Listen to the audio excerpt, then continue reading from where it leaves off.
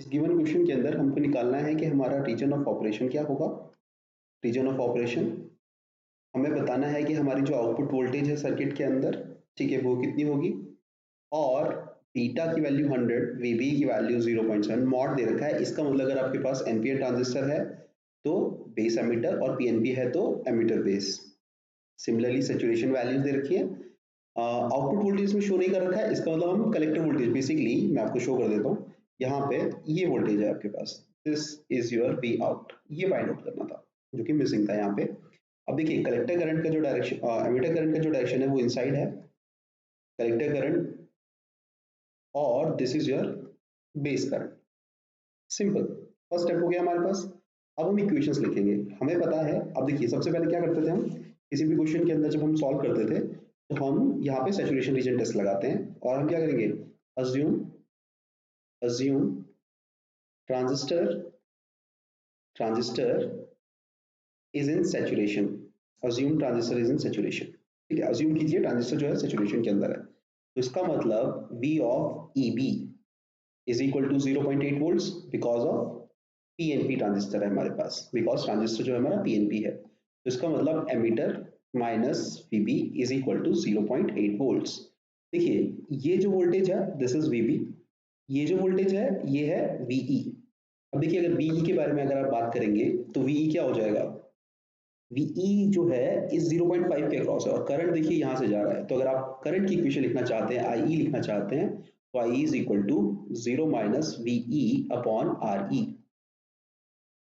और उसी हिसाब से आप IB के लिए इक्वेशन लिख सकते हैं कि IB can be written as VB minus of -3 divided by 7। So VB की जो वैल्यू है आपके पास, that VB comes to be 7.IB plus 3, that means -3, and VE can be written as minus IERE।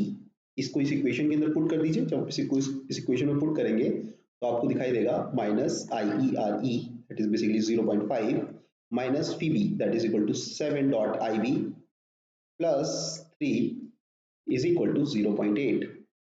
Values को interchange कर दीजिए, तो that comes to be 7 times of IB plus 0.5 times of IB is equal to 2.2। ये हमारे पास first equation आ गई, simple. Now हमें पता है कि BEC सैचुरेशन जो है हमारे पास that is equal to 0.2 volts. इसका मतलब V of E minus V of C is equal to 0.2 volts. अब देखिए जब आपको पता लग गया V ऑफ E माइनस, हमने एक मिस्टेक कर दिया कि ये 7 टाइम्स ऑफ IB था, this is 0.5 times of IE। यहाँ पे मैंने IB लिख रखा था, ये मिस्टेक थी, इसको चेंज कर लेते हैं।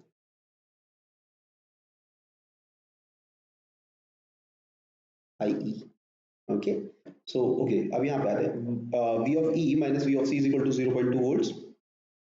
जब हम बात करेंगे V ऑफ E के बारे में, तो V ऑफ E हम ऑलरेडी निकाल चुके हैं, इसमें कोई दिक्कत नहीं है। V ऑफ C के बारे में बात करते हैं। देखिए ये जो वोल्टेज है ये कलेक्टर टर्मिनल है, इसका मतलब ये वोल्टेज है VC।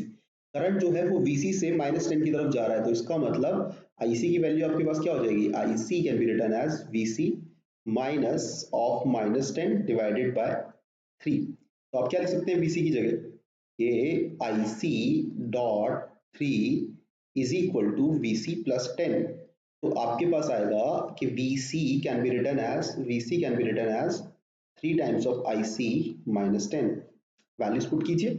जब आपके पास VE है that is equal to minus IE dot 0.5 minus VC की जगह आप क्या रख सकते हैं, 3 times of IC plus 10 is equal to 0.2।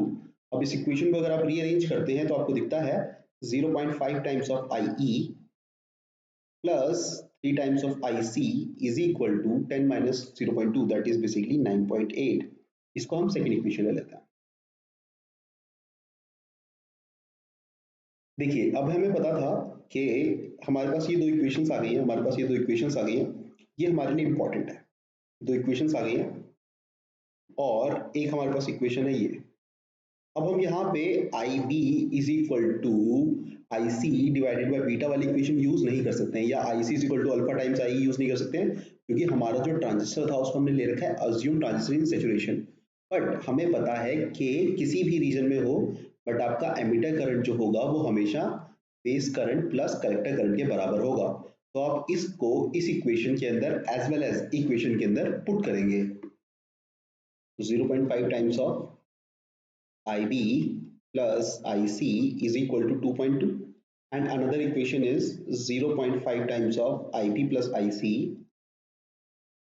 plus 3 times of IC is equal to 9.8, another equation।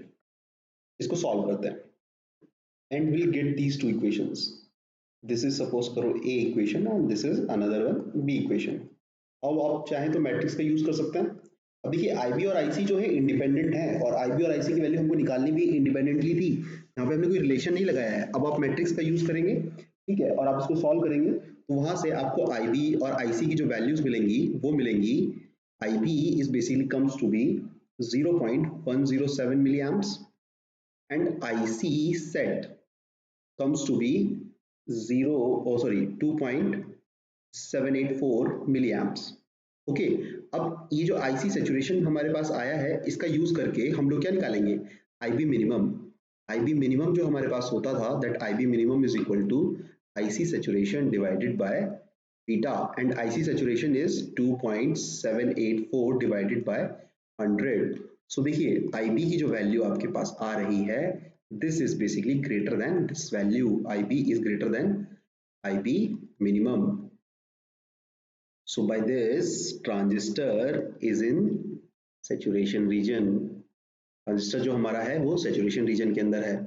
इसका मतलब हमारी अजम्पशन करेक्ट थी, अजम्पशन हमारी करेक्ट है, इसका मतलब हमने जो कैलकुलेशंस किए हैं वो भी बिल्कुल सही हैं। और देखिए अब हमने क्या किया था, VC, VC जो था वही मेरा किसके बराबर है, V आउट के बराबर है। और देखिए V आउट की वैल्यू क्या हो जाएगी हमारे पास, 3 टाइम्स ऑफ IC माइनस 10, अभी थोड़ी देर पहले किया था ऊपर, that comes to be 3 into 2.784 minus 10, this comes to be minus 1.66 volts।